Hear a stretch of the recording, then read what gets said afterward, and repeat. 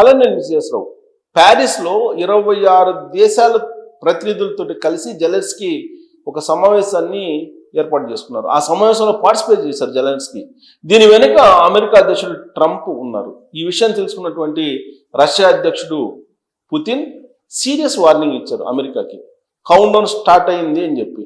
ఎందుకనంటే ఉక్రెయిన్లో ఏ దేశానికి సంబంధించినటువంటి సైన్యం ఉన్నప్పటికీ కూడా ఆ దేశాలకి వ్యతిరేకంగా ఖచ్చితంగా రష్యా పనిచేస్తుంది, రష్యా ఆ దేశాలను టార్గెట్ చేస్తుందని చెప్పి చాలా క్లియర్గా రష్యా అధ్యక్షుడు పుతిన్ ఒక వార్నింగ్ ఇచ్చారు. పశ్చిమ దేశాలు అన్నీ కూడా ఇప్పుడు యుద్ధ వాతావరణంతో ఉన్నాయి. పశ్చిమ దేశాలు ఉక్రెయిన్కి సపోర్ట్ చేస్తున్నాయి. ఒకవేళ ఉక్రెయిన్ కనుక పశ్చిమ దేశాలు సపోర్ట్ చేయకపోతే ఈ పాటికి యుద్ధం ఆగిపోయింది అనేటువంటి అభిప్రాయాన్ని పుతిన్ వ్యక్తం చేస్తున్నారు. అంతేకాకుండా ట్రంప్ నాటకాలు ఆడుతున్నారు. ఆ నాటకాల కారణంగానే ఉక్రెయిన్ రష్యా యుద్ధం జరుగుతుంది అని చెప్పి అంటున్నారు. ఇప్పుడు ఏవైతే ఆక్రమిత భూభాగాలు ఉన్నాయో అవి మొత్తం హ్యాండ్ ఓవర్ చేసుకుంటామని చెప్తున్నారు రష్యా. యుద్ధం ఆపేటువంటి నిర్ణయం ఉక్రెయిన్ తీసుకోవాలి అని చెప్తూ ట్రంప్ ఉక్రెయిన్ని రెచ్చగొడుతూ ఉన్నారు. ఒకవేళ రెచ్చిపోతే కనుక మూల్యం చెల్లించుకోవాల్సి వస్తుందని చెప్పి చెప్తున్నారు పుతిన్. అమెరికా మీద టార్గెట్ చేశారు. అమెరికాకి వార్నింగ్ ఇస్తున్నారు. ప్యారిస్ సదస్సు జరుగుతుంది యాజ్ ఆఫ్ నౌ. దాంట్లో 26 దేశాలు, ఐరోపా దేశాలు 26 దేశాలకు సంబంధించిన ప్రతినిధులు పార్టిసిపేట్ చేశారు. దాంట్లో ఒకవేళ కనుక ఎవరైనా సరే ఉక్రెయిన్ యుద్ధ భూమిలో కనిపిస్తే కనుక ఆయా దేశాలకు సంబంధించినటువంటి సైన్యం ఆయా దేశాలని టార్గెట్ చేస్తామని చెప్తూ అమెరికాకి వార్నింగ్ ఇచ్చారు. ఇప్పుడు అసలు ప్యారిస్ సదస్సు ఎందుకు జరుగుతుంది, ఎందుకు చేయాలి?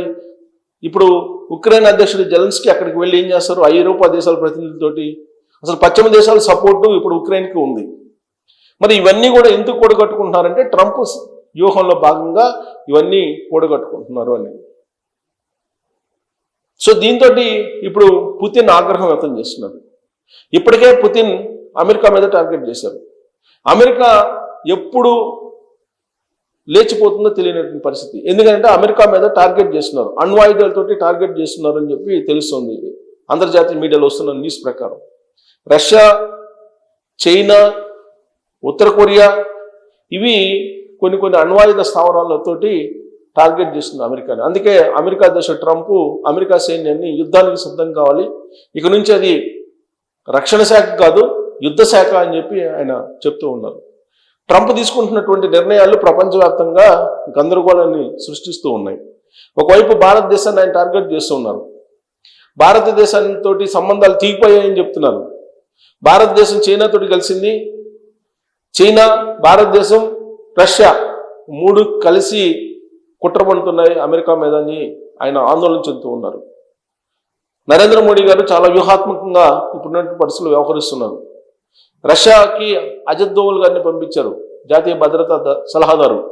ఆయన రష్యాతోటి దీర్ఘకాలికమైనటువంటి రక్షణ ఒప్పందాలు అలాగే వాణిజ్య ఒప్పందాలని కొనసాగించాలని నిర్ణయం తీసుకున్నారు. ఆ తర్వాత షాంఘైలో సమావేశం జరిగింది. షాంఘైలో ట్రంప్ ఒక ఫోటోని తీశారు షాంఘైలో జరిగినటువంటి ఒక మీటింగ్కి సంబంధించి. అదేంటంటే చైనా అధ్యక్షుడు జిన్పింగ్, అలాగే భారత ప్రధానమంత్రి నరేంద్ర మోడీ గారు, రష్యా అధ్యక్షుడు పుతిన్, ఈ ముగ్గురు కలిసి ఉన్నటువంటి ఫోటోను చూసి ఆయన ఆందోళన చెందుతున్నారు ట్రంప్. వీళ్ళ ముగ్గురు ఒకటయ్యారు, అమెరికాని ఏం చేస్తారో తెలియనటువంటి సిచ్యువేషన్ అనేలాగా ఆయన భయపడిపోతున్నారు. అందుకే ఇప్పుడు భారతదేశం, పాకిస్తాన్ మధ్య మళ్ళీ యుద్ధం రాబోతుంది అనేటువంటి ఒక ప్రచారాన్ని తెర మీదకి తీసుకొస్తూ ఉన్నాడు ఆయన. అలాగే రష్యా, ఉక్రెయిన్ యుద్ధం జరుగుతున్నటువంటి క్రమంలో ఉక్రెయిన్కి సపోర్ట్ చేయడానికి పావులు కదుపుతూ ఉన్నాడు. ఈ 3 దేశాలని నిర్వహించాలంటే కనుక ఐరోపా దేశాలని, పశ్చిమ దేశాలన్నింటినీ కూడా కంట్రోల్లో పెట్టుకోవాలనేటువంటి ఒక అభిప్రాయంతో ట్రంప్ ఉన్నారు.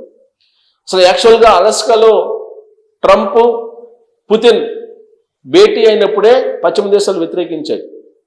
అసలు ఉక్రెయిన్ అధ్యక్షుడు లేకుండానే ఆ మీటింగ్ ఎలా సక్సెస్ అవుతుంది అనేటువంటి విషయాన్ని కూడా చెప్పారు.